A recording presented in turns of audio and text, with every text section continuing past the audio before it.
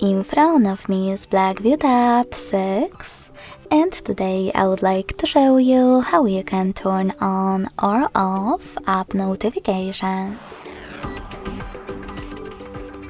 You need to begin by going into Devices Settings and scrolling down just a bit to access apps and notifications.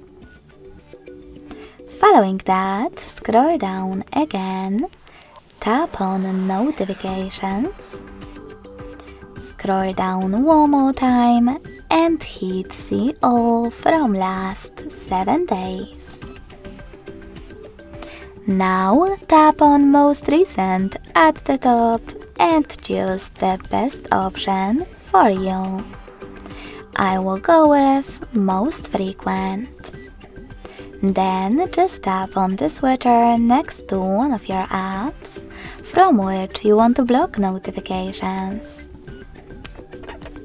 You can switch them back on the same way. If you want to, you can also just tap on one of your apps available on the left and manage all notifications from here. Thanks so much for watching. If you enjoyed this video, don't forget to leave a like, comment and subscribe. Bye!